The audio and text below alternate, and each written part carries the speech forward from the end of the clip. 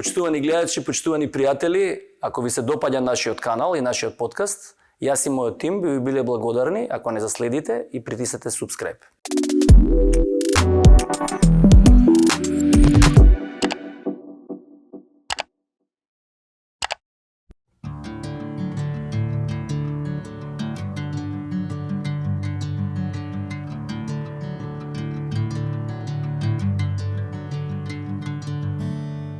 Добро дојдовте во нова епизода на мојот подкаст. Денес имаме малку поинаква емисија. Не сме во студио, не седиме на маса, немаме класичен разговор со гости. Денеска сме надвор на Водно. Едно од местата каде што многу луѓе одат на рекреација и печачат за подобро здравје.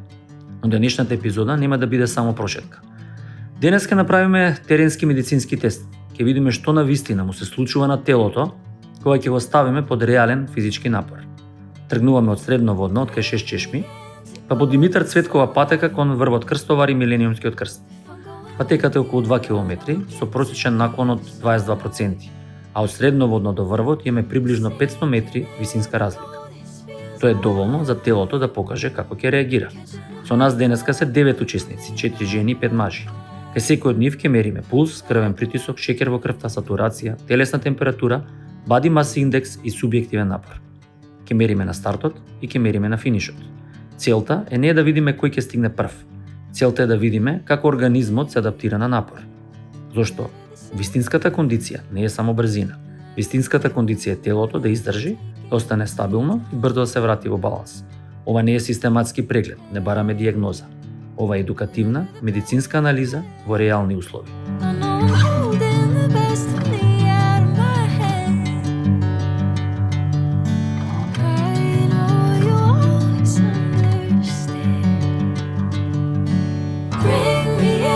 Golden sunlight. If I'm going with you, I know we'll get to the other side. Sinking in, I know this feels right. Catching a breeze, love moving through me like a wildfire, like a wildfire.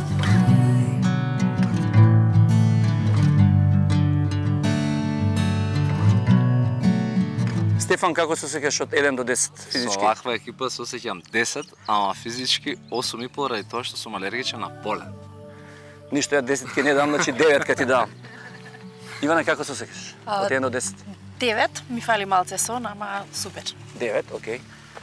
Порцина? Чекај, вамо гледај. 9. 9, Да леле. бидам скромна. Па добре, јас да не се преценам или подценам, 8. Осмица одлична. Кисера? 9. 9. Топ, 10. 10. Браво. Ау, брате. Чавте? Одличен 10. Ова нема врска, ајде не ќе прифатиме дека е 10. Океј, идемо.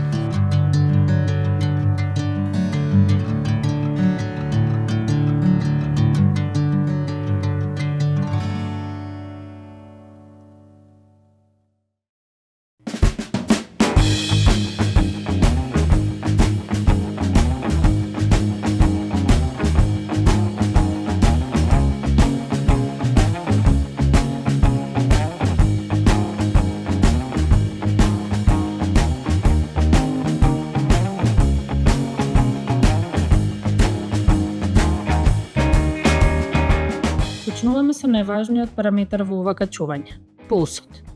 Пулсот е бројот на срцеви удари во една минута. Со секој удар, срцето испумпува крв кон органите и кон мускулите. Кога сме во мирување, потребите на телото се помали и срцето работи со помал интензитет. Но кога почнуваме да се качуваме по угорница, физиологијата веднаш се менува. Мускулите на нозете почнуваат да работат посилно. Потребата за кислород расте. Потребата за енергија расте. Телото мора да испрати повеќе крв кон активните мускули. Затоа срцето го зголемува својот минутен волумен. Минутен волумен значи количина крв што срцето испумпува во една минута. Тој зависи од две работи: пулсот, односно срцевата фреквенција, и ударниот волумен, количината крв што срцето ја испрала со еден удар. При напор се зголемува и ударниот волумен и пулсот. Но за нас, на терен, највидлива промена е токму растот на пулсот. Тоа е нормален физиолошки одговор. Клучниот механизам за ова е автономниот нервен систем. Автономниот нервен систем е делот од нервниот систем што работи автоматски. без наша свесна контрола. Тој ги регулира пулсот, притисокот, дишењето, потењето и работата на крвните садови. Има два главни дела. Првиот е симпатичкиот нервен систем, симпатикусот. Тој е системот за акција. Тој го подготвува телото за напори. Кога почнуваме да се качуваме, телото препознава дека му треба повеќе кислород, повеќе енергија и поголем проток на крв кон мускулите. Тогаш се активира симпатикус. Се зголемува лачењето на катехоламини, адреналин и норадреналин. Тие го забрзуваат срцето, ја зголемуваат силата на срцевата контракција и помагаат повеќе крв да стигне до активните мускули. Вториот дел е парасимпатичкиот нервен систем. За срцето најважен е вагусниот нерв. Парасимпатикусот е системот за смирување. Вагусот делува како природна кочница на срцето. Кога сме во мирување, вагусот е поактивен и го држи пулсот понизок. Тоа го нарекуваме вагален тонус. Кога почнуваме да се движиме, телото е намалува таа кочница. Вагалниот тонус се намалува, симпатикусот се активира и пулсот расте. Наједноставно кажано, прво се трга кочницата, а потоа се додава газ. Затоа растот на пулсот при качување не е хаотичен. Тоа е прецизно регулиран одговор на нервниот систем, срцето, крвните садови и мускулите. Но пулсот не смее да се чита како изолирана бројка. Не е исто пулс 100 кај човек што стартувал со 55 и пулс 100 кај човек што стартувал со 95. Затоа секогаш гледаме од која вредност тргнал пулсот, колку се покачил, каков бил напорот, каква е кондицијата, дали има симптоми и колку брзо пулсот се смирува после напор. Висок пулс при качување може да биде нормален. Може да се јави ако темпото е побрзо, ако теренот е стрмен, ако човекот е помалку трениран, дехидриран, под стрес, ако не спил добро или ако пил кафе. Но висок пулс не го толкуваме сам. Секогаш прашуваме дали има болка во гради, вртоглавица, необично тежното дишење, слабост или чувство дека напорот е преголем. Ако пулсот е висок, но човекот се чувствува добро и пулсот брзо се смирува после завршување, тоа може да биде нормален одговор. Но ако пулсот е висок, човекот е исцрпен, има симптоми и пулсот бавно паѓа, тогаш тоа покажува дека напорот бил голем за неговата моментална состојба. Исто така, низок пулс не секогаш значи исто. Кај тренирани луѓе, низок пулс во мирување често значи дека срцето работи поефикасно. Со еден удар испумпува повеќе крв, па не мора да удира толку често. Но низок пулс со вртоглавица, слабост, несвестица или замор не треба да се игнорира. Има и лекови што го намалуваат пулсот, како бета-блокатори, одредени калциумски антагонисти и антиаритмици. Кај тие луѓе пулсот може да не се качува очекувано при напор. Затоа пулсот секогаш се толкува во контекст. Во кардиологијата постои термин хронотропен одговор. Тоа значи способност на срцето да го зголеми пулсот кога телото има потреба од повеќе кислород. Кај здрав и адаптиран организам, пулсот расте постепено со интензитетот на напорот. Ако пулсот расте премногу брзо при мал напор, тоа може да зборува за слаба кондиција, стрес, дехидратација, анемија, инфекција или друга состојба. Ако пулсот не расте доволно при напор, тоа може да биде поради лекови или поради нарушување на срцевиот ритам и спроводниот систем. Затоа не е важно само колку е пулсот, важно е дали е соодветен за напорот. На крај доаѓаме до многу важен дел – heart rate recovery. Тоа е падот на пулсот после завршување на физичкиот напор. Кога ќе застанеме на врв, телото повеќе нема потреба од исто ниво на активирање. Симпатикусот треба да се намали, а вагусот повторно да се активира. Вагалниот тонус повторно расте и пулсот почнува да паѓа. Колку побрзо пулсот паѓа по завршување на напорот, толку подобро телото се враќа во баланс. Затоа, рекавери на пулсот не се кажува само колку работело срцето. Ни кажува колку добро автономниот нервен систем знае да го активира телото при напор и да го смири после напор. Практичниот заклучок е овој. Пулсот е прозорец во тоа како срцето го поднесува напорот. Не го гледаме само на високиот број, гледаме старт, финиш, пораст, симптоми и рекавери. И најважно, не споредуваме луѓе механички. Ист пулс може да има различно значење кај различен човек. Затоа, во водно тестот, пулсот не е само бројка. Тој е приказ на тоа како срцето, нервниот систем и мускулите заедно реагираат на реален физички напор. Екипава скоро замина. Ние касниме.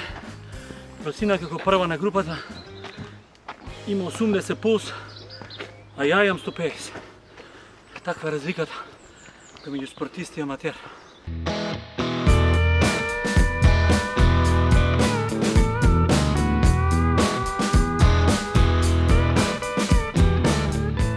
Следниот параметар што го мериме е крвниот притисок. Крвниот притисок ни покажува како срцето и крвните садови реагираат на физички напор. Кога зборуваме за притисок, секогаш имаме две вредности. Првата е систолен притисок, горниот број, и тој покажува каков притисок создава срцето кога се контрахира и ја исфрла крвта во артериите. Втората е диастолен притисок, долниот број. Тој покажува каков е притисокот во артериите кога срцето се релаксира меѓу два удари. Например, кога велиме 120 со 80, 120 е систолен, а 80 е диастолен притисок. Кога почнуваме да се качуваме по горница, телото има поголема потреба од крв кон активните мускули. Срцето мора да испомпа повеќе крв во една минута. Тоа значи дека се зголемува минутниот волумен на срцето. Затоа, при динамичен напор, нормално е горниот, систолниот притисок умерено да се покачи. Тоа само по себе не е проблем. Тоа е очекуван физиолошки одговор. Но многу е важно што се случува со долниот, диастолниот притисок. При качување, крвните садови во активните мускули треба да се шират. Ова се нарекува вазодилатација. Со вазодилатација, телото го намалува периферниот отпор и дозволува повеќе крв да стигне до нозете.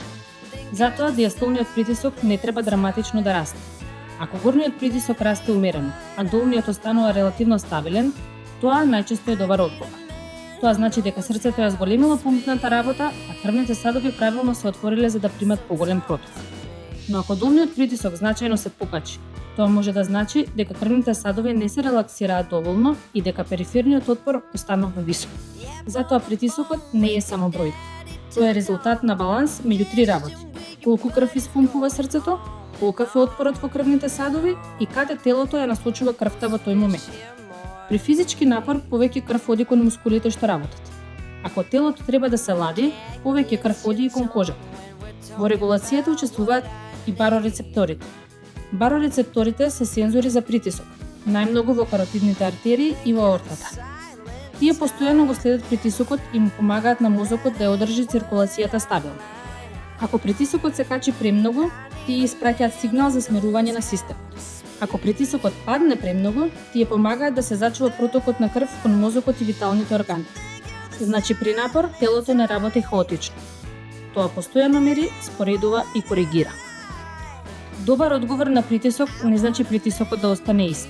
Добар одговор значи контролирана промена соодветна на напорот, без симптоми и без нестабилна циркулација. Висок притисок на старт може да биде знак за хипертензија, но може да биде и моментална реакција: стрес, брзање, кафе, никотин, недоволен сон или возбуда. Затоа едно мерење не е диагноза. Ако притисокот е висок, треба да се повтори по неколку минути мирување. Висок притисок на финиш може да биде нормален ако напорот бил поголем.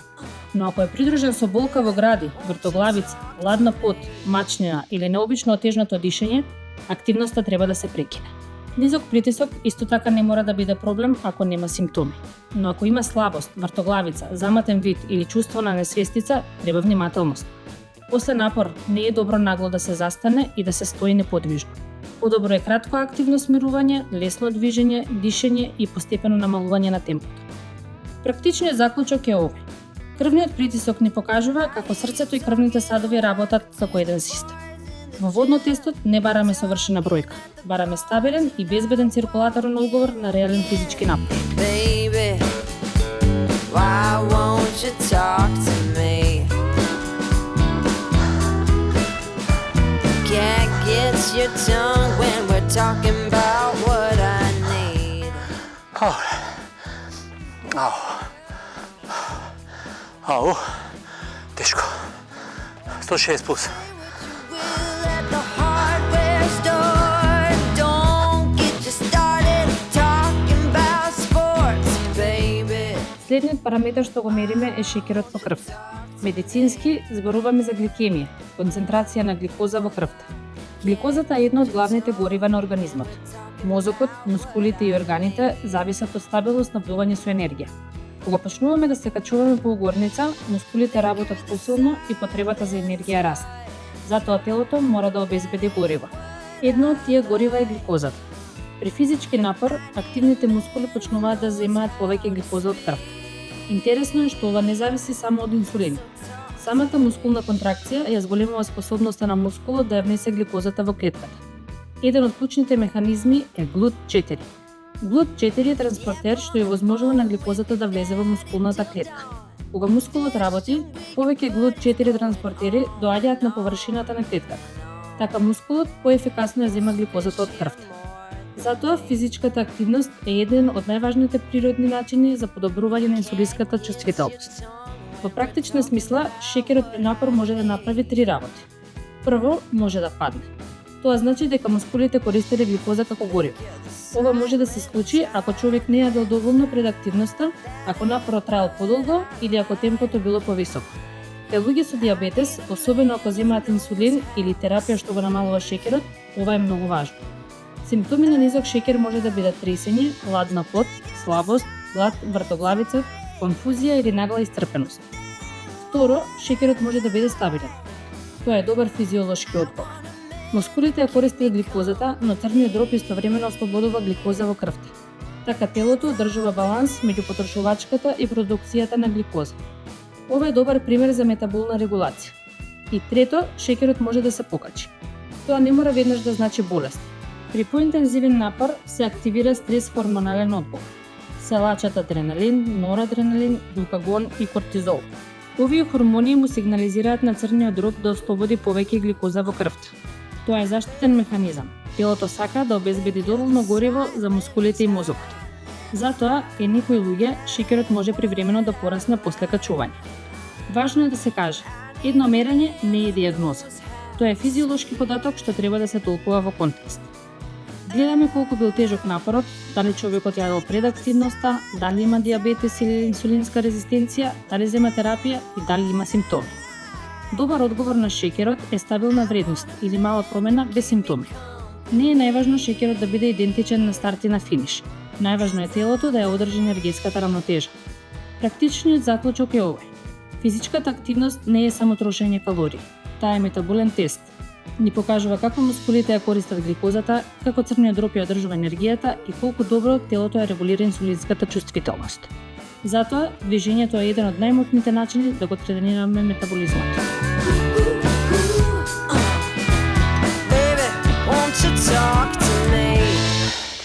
Еве, чаф веќе оставивме малку да им даеме фора. Дека нешто се бавни, па да ги сега ќе ги стигнеме.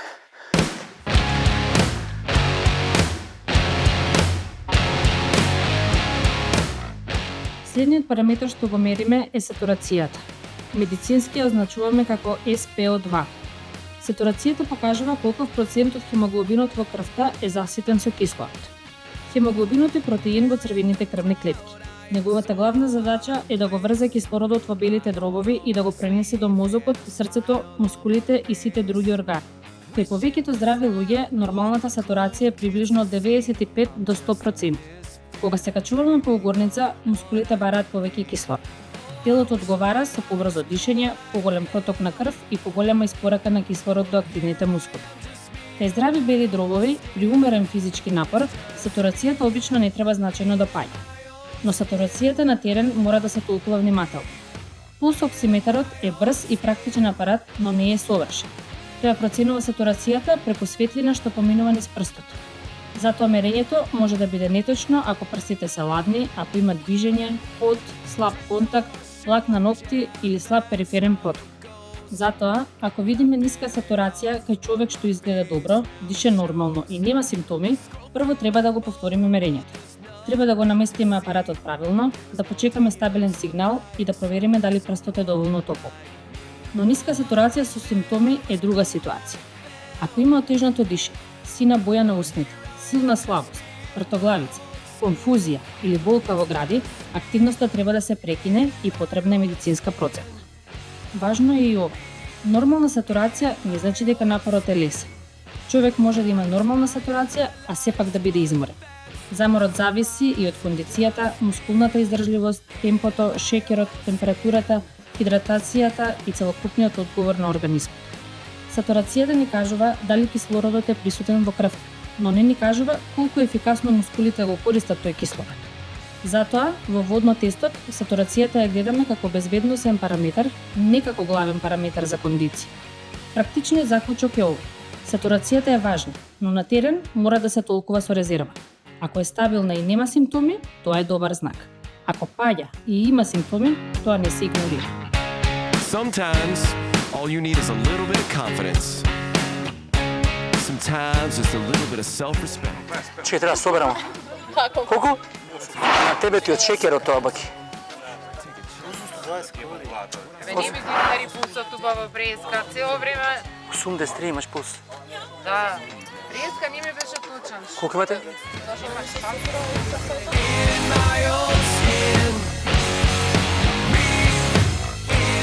Последниот параметар што го мериме е телесната температура. Температурата ни покажува како телото ја регулира топлината при физички напор.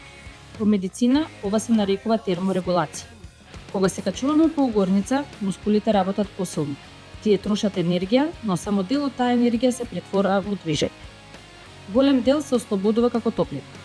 Затоа телото мора не само да обезбеди кислород и енергија, туку и да изфрли вишокот топлина. Главниот контролен центар е хипоталамус. Тој функционира како термостат на организмот. Ги следи сигналите од телото и активира механизми за ладење или зачувување на топлина. При физички напор се вклучуваат неколку механизми. Прво, крвните садови во кожата се шират. Тоа се нарекува вазодилатација.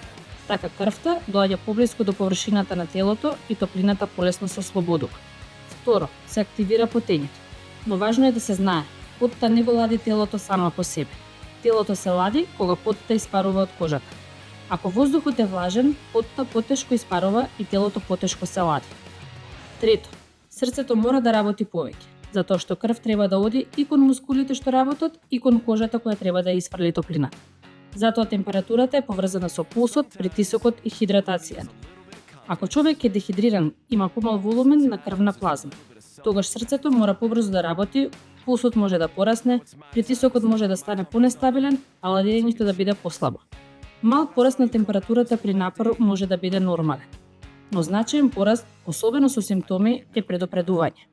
Симптоми што не загрижуваат се главоболка, слабост, вртоглавица, мачнина, силна жет, конфузија, прекумерно потење или чувство дека човек не може да продолжи. Во таква ситуација активноста треба да се прекине. Човекот треба да се одмори, да се тргне во сенка, да се разлади и да внесе течности ако може безбедно да пие. Практичниот заклучок е овој. Температурата во водно-тестот не ја мериме за да кажеме кој е најспремен. Ја мериме за безбедност. Таа ни покажува дали организмот успева да ја контролира топлината и дали безбедно го поднесува физичкиот напор. Ако температурата е стабилна, човекот нема симптоми и пулсот се смирува добро, тоа е добар знак. Но ако има прегревање, слабост или конфузија, резултатот не е важен. Безбедноста е поважна од качувањето.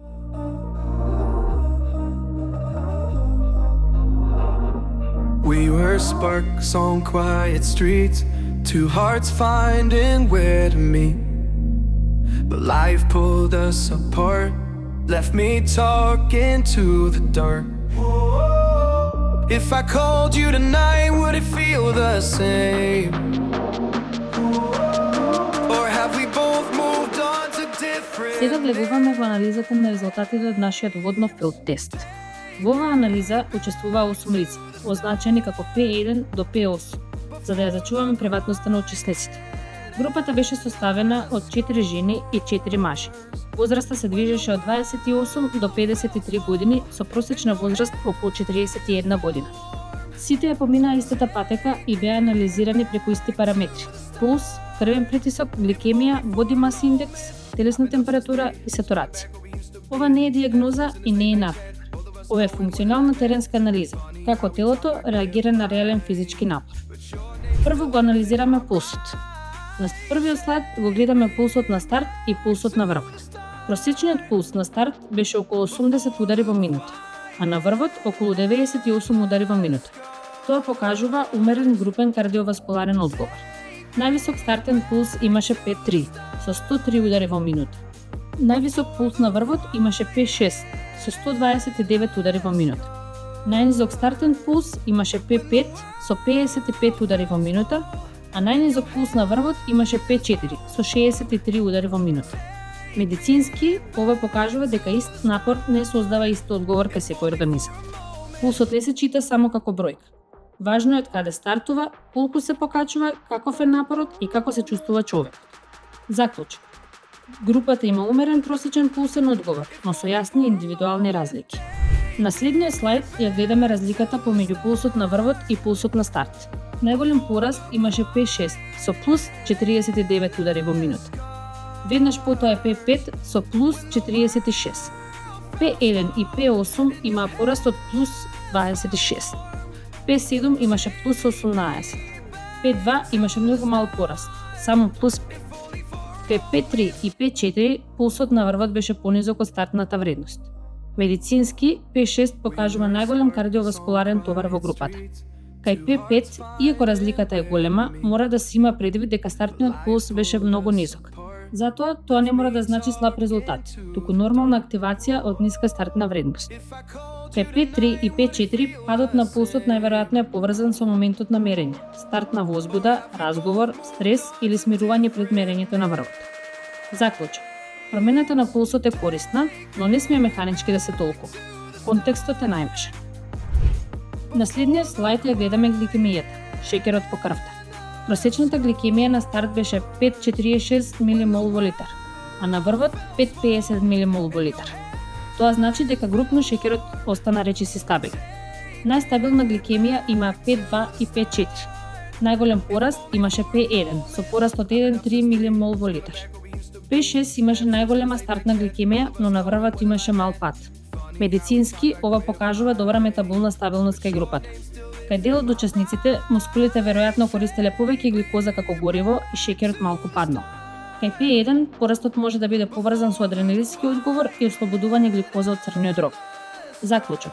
Физичкиот напор не е само трошење калории, тоа е метаболен тест. На следниот слајд е прикажан Body Mass Index профилот. Body Mass индексот се движеше од 17.4 до 28.5 со просек околу 22.5. Највисок Body Mass Index имаше P6 со 28.5. Најнизок Body Mass Index имаше P2 со 17.4. Медицински, Body Mass индексот е корисен како основен контекст, но не ја кажува целата функционална способност.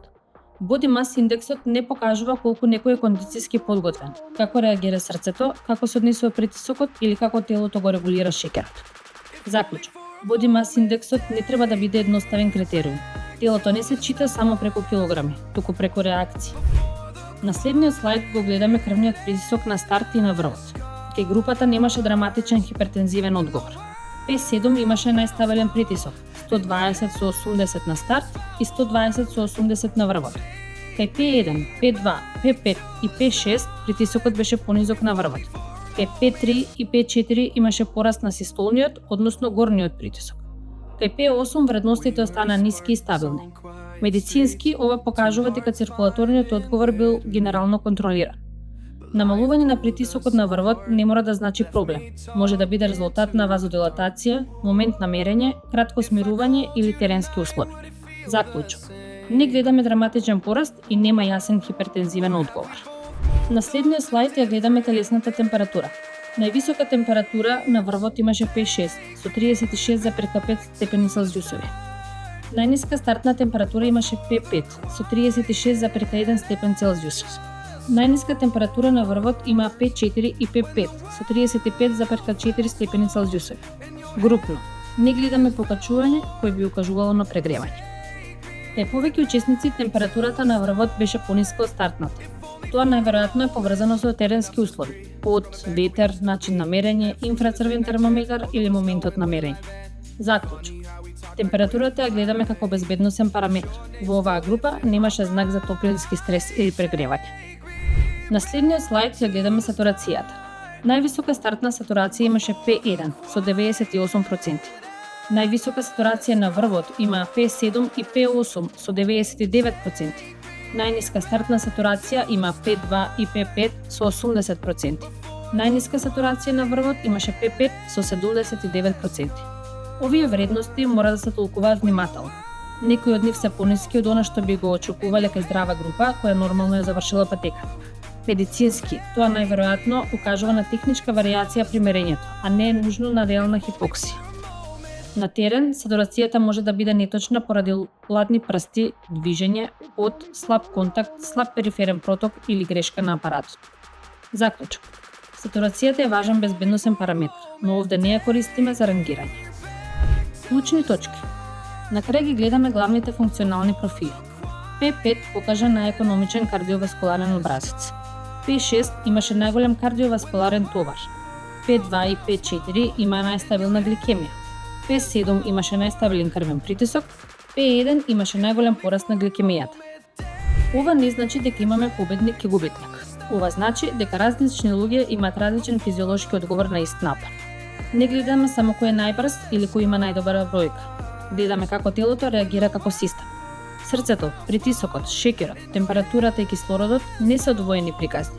Тие се дел од една заедничка физиолошка реакција. Заклучок. Ова е функционална анализа, не дијагностички ранкинг.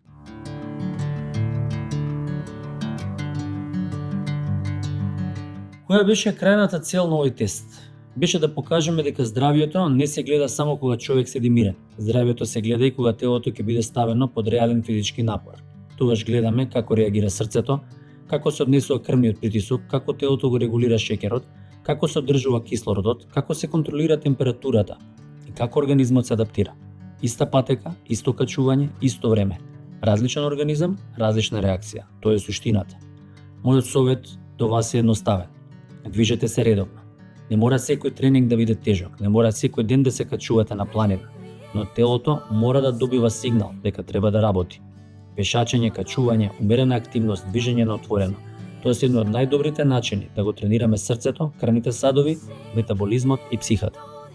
Но ако имате болка во градите, оттежнато дишење, вртоглавица, неправилен ритам, висок притисок, дијабет или позната срцева болест, не почнувајте интензивен напор сами. Консултирајте лекар. Физичката активност е лек, но како и секој лек, треба да биде правилно дозирана. Водно денес не беше само планина. Водно беше лабораторија под отворено небо. А најважна порака е: не е важно само дали ќе стигнете до врвот. Важно е како нашето тело стигнува до таму.